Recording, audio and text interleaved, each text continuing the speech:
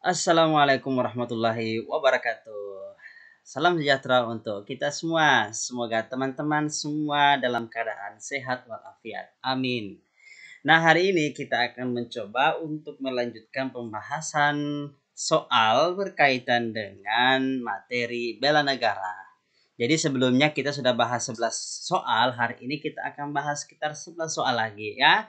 Tetap semangat, ikuti pembahasan ini sampai akhir. Kita mulai saja nomor 1.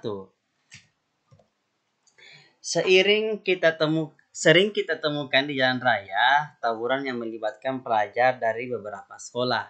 Peristiwa tawuran pelajar merupakan contoh pelanggaran serius dan mengancam ketertiban masyarakat yang disebabkan oleh. Nah, jadi kita sering sekali melihat ya teman-teman sekalian tawuran baik itu pelajar maupun kelompok masyarakat, dan ini sangat mengganggu ketertiban. Ini mengganggu ketertiban berarti bukan cermin dari sebuah bela negara ya. Nah, oke. Nah, penyebab utama dalam aksi tawuran pelajar itu disebabkan oleh memudarnya nilai dan norma dalam pergaulan. Maksudnya adalah cara bergaul yang baik sesuai nilai dan norma tidak dilaksanakan dalam menyikapi perbedaan dan permasalahan dalam kehidupan sehari-hari. Jadi jawabannya adalah jadi alasan utama kenapa terjadi tawuran itu adalah pudarnya nilai dan norma dalam pergaulan kita.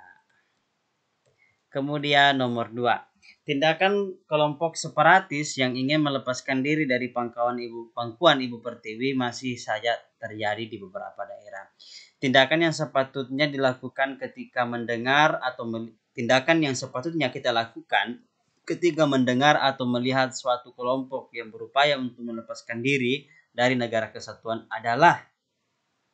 Nah, kira-kira apa nih yang harus kita lakukan ketika ada kelompok yang ingin memisahkan diri?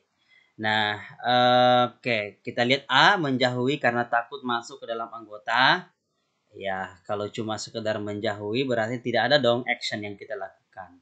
Kemudian B, membiarkan karena bukan termasuk urusan pribadi. Salah ya, ini menyangkut ke negara kesatuan, berarti kita punya kewajiban.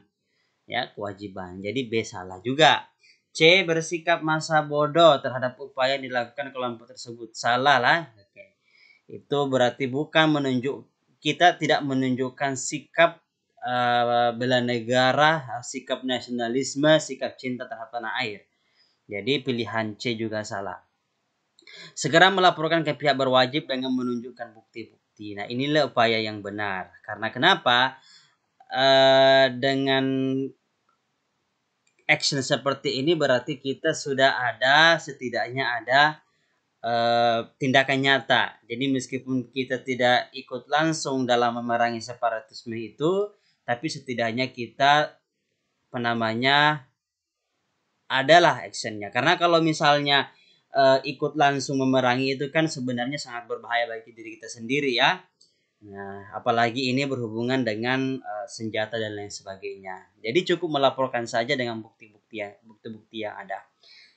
Kemudian kita lihat pilihan E, acuh terhadap aksi yang ingin dilakukan karena sudah ada lembaga yang berwenang, itu salah juga. Ya. Nah, meskipun ada lembaga yang berwenang, kadangkala butuh bantuan dari masyarakat luas. Salah satunya adalah melapor ya, melapor.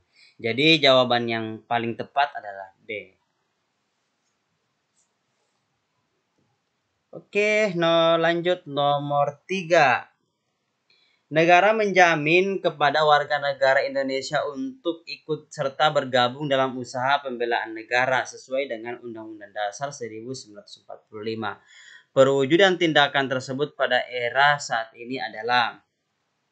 Nah, upaya bela negara masa kini tampak pada cita-cita generasi muda untuk ikut serta menjadi anggota TNI dan Polri sebagai wujud nyata dalam bela negara. Jadi, salah satu wujud nyata itu adalah ikut menjadi anggota TNI dan Polri. Itu untuk usaha pembelaan negara. Jadi yang paling benar adalah B. Nah, sebenarnya pilihan A, C, dan E itu sebenarnya juga erat kaitannya dengan usaha pembela negara. Tetapi kita lihat, ada ndak yang langsung kepada action nyata membela negara, menciptakan lagu bela negara itu sebenarnya boleh dan bisa, apalagi untuk meningkatkan nasionalisme, tetapi tidak langsung ya, tidak langsung. Kemudian peduli terhadap ideologi agar tetap terjaga keasliannya, kurang langsung juga kurang, tidak secara langsung juga dia meningkatkan kemampuan dan keterampilan. Nah, di sini tidak jelas juga kemampuan dan keterampilan seperti apa yang mau ditingkatkan. Jadi tidak jelas juga ikut serta dalam organisasi masyarakat manapun. Nah, ini juga tidak boleh ikut dalam organisasi tapi tidak jelas organisasi masyarakat yang dimaksud di sini seperti apa. Jadi yang paling kena adalah kita mendaftarkan diri menjadi anggota TNI dan Polri jika memenuhi persyaratan. Oke, lanjut nomor 4. Berikut ini yang termasuk dalam sikap patriotisme adalah rela berkorban demi kesejahteraan keluarga, menghargai perbedaan demi persatuan dan kesatuan, C. memberikan harta benda kepada negara, D. terdepan dalam menantang negara penjajah, dan E. mengedepankan keseimbangan hak dan kewajiban. Nah, sikap patriotisme itu lebih kepada bagaimana membela negara dari tindakan-tindakan kolonialisme ya. Jadi yang paling tepat di sini adalah D. Jadi sikap patriotisme paling tinggi adalah menentang segala bentuk penjajahan di atas dunia. Nah, yang lain menghargai perbedaan demi persatuan dan kesatuan, memberikan harta benda kepada negara, mengedepankan keseimbangan dan kewajiban, itu lebih kepada nasionalisme ya, lebih kepada nasionalisme. Nah, kalau patriotisme itu lebih kepada apa ya? Semacam lebih kepada kepahlawanan ya. Berbicara tentang kepahlawanan itu berarti erat kaitannya dengan penjajahan. Nah, kita lanjut nomor 5. Upaya negara dalam melindungi warga negara dalam hal banyaknya peredaran beras, plastik, atau makanan kadaluarsa merupakan tugas dan tanggung jawab negara. Dalam hal apa? A. Menjaga keamanan warga negara. B. Membela dan melindungi warga negara. C. Menyejahterakan rakyat. D. Menjaga stabilitas kebutuhan pokok. E. Menjamin ketersediaan kebutuhan pokok rakyat. Tentu saja di sini adalah kata kuncinya itu adalah beras, plastik, dan makanan kadaluarsa. Kalau misalnya ini kita negara tidak melarang ya, tidak melarang, maka tentu akan berdampak pada kesehatan rakyat. Tentu kalau bicara tentang kesehatan itu erat kaitannya dengan kesejahteraan. Nah, kalau choice A, pilihan A, menjaga keamanan warga negara itu tidak kurang, relevansinya kurang ya, antara memerangi beras plastik dengan menjaga keamanan warga negara. Kurang. Kemudian membela dan melindungi warga negara, relevansinya juga tidak kena. Menjaga stabilitas kebutuhan pokok sebenarnya bisa, tetapi ini lebih ke peredaran beras plastik.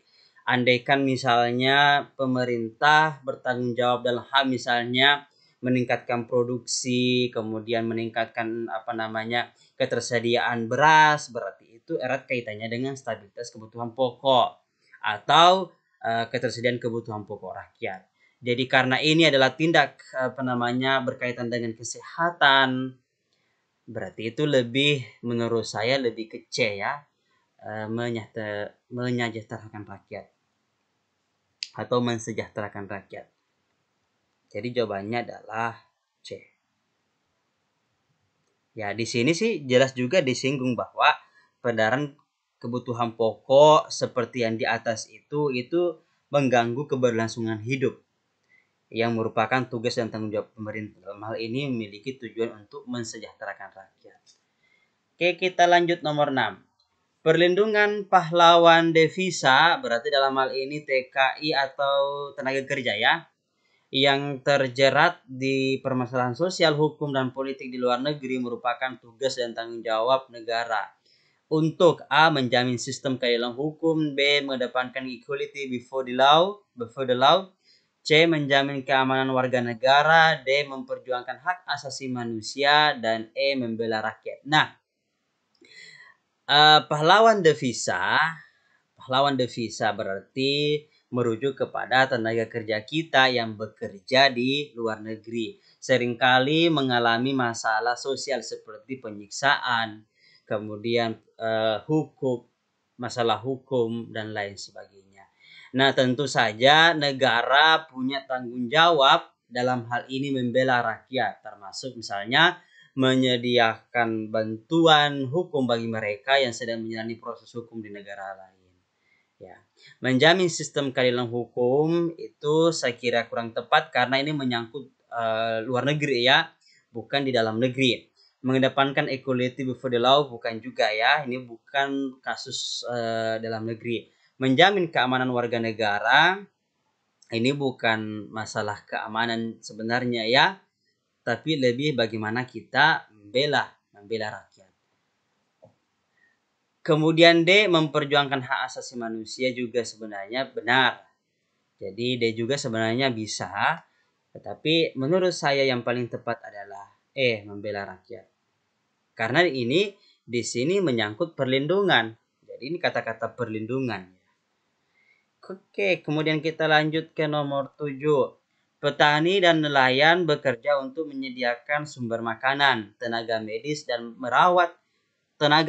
merawat sampai mengupayakan kesembuhan terhadap penyakit. TNI dan Polri menjaga keamanan dan ketertiban, serta guru mencerdaskan generasi yang merupakan upaya bela negara berlatar belakang.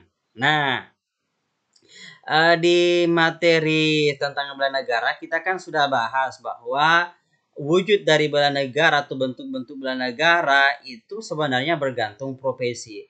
Jadi jangan hanya karena TNI dan Polri lantas dikatakan itu adalah bela negara, bukan. Tapi hampir semua pekerjaan itu punya bentuk bela negara masing-masing. Seperti yang disebutkan di nomor 7 ini, petani menyediakan sumber makanan, tenaga medis itu kesembuhan penyakit, TNI Polri menjaga keamanan, guru mencerdaskan generasi. Nah, ini merupakan upaya bela negara dalam hal pengabdian sesuai profesi. Jelas ya? Jadi jawabannya adalah D. Kemudian kita lanjut nomor 8. Pertahanan negara merupakan sistem yang penting bagi negara karena upaya pembelaan terhadap negara demi menjamin keberlangsungan hidup warga negara. Dalam menjalankan fungsi-fungsi negara lainnya merupakan esensi. Nah, upaya pertahanan negara sebagai bentuk penjaminan terhadap keberlangsungan hidup warga negara beserta fungsi-fungsinya merupakan esensi vital. Paling penting. Jadi jawabannya adalah B. Vital ya, ini diperbaiki bukan vital. Oke, lanjut. Nomor 9. Proses perjuangan kemerdekaan sampai pada titik yang membahagiakan untuk mendirikan negara yang berdaulat, merdeka dan harus dipertahankan.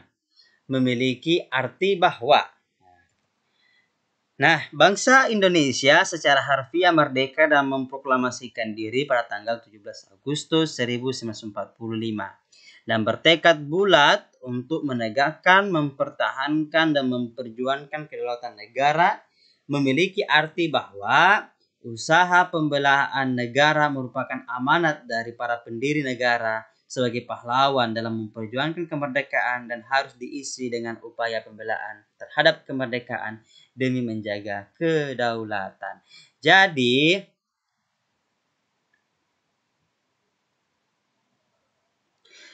ini kan ada proses perjuangan kemerdekaan. Tentu yang memperjuangkan kemerdekaan adalah para pendiri negara. Nah, dalam arti ini bela negara itu amanat dari para pendiri negara, dari para pejuang kita ya. Jadi jelas jawabannya adalah A. Nomor 10, perhatikan pernyataan berikut. 1. Merupakan hak dan kewajiban bela negara. 2. Demi terwujudnya tujuan nasional. 3. Mencintai bangsa dan negara. 4. Perwujudan pertentangan terhadap penjajahan. Pernyataan di atas merupakan. Nah, dari pernyataan 1 sampai 4 itu prinsip dari bela negara. Ya. Jadi ada 4 prinsip bela negara. Yang pertama merupakan hak dan kewajiban warga negara. Ini sesuai dengan konstitusi kita, Undang-Undang Dasar 1945. Demi terwujudnya tujuan nasional. Ya jelas, jadi bela negara itu muncul sebagai wujud dari tujuan nasional. Menjaga ketertiban, menjaga keamanan. Nah, itu adalah tujuan nasional. Sebagaimana diatur dalam pembukaan Undang-Undang Dasar 1945. Mencintai bangsa dan negara, jelas sekali, wujud pertentangan terhadap penjajahan. Jelas ya, ini diatur ada dalam pembukaan Undang-Undang Dasar 1945. Jadi jawabannya adalah D, prinsip dari bela negara. Nomor 11, alasan utama para pejuang kemerdekaan untuk merdeka hanya karena rasa cinta terhadap bangsanya. Sehingga rasa cinta terhadap bangsa merupakan pondasi dasar para pejuang kemerdekaan untuk mewujudkan cita-cita bersama tanpa pamrih dan rela berkorban demi bangsa dan negara. Jadi jawabannya adalah A, rela berkorban demi bangsa dan negara tanpa pamrih. Oke. Nah, nomor 12, jika negara dalam keadaan darurat dan genting akibat serangan musuh, maka sikap yang harus ditunjukkan adalah.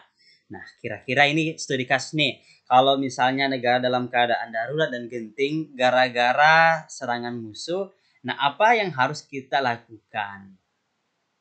A. Menunggu perintah dan permintaan perintah.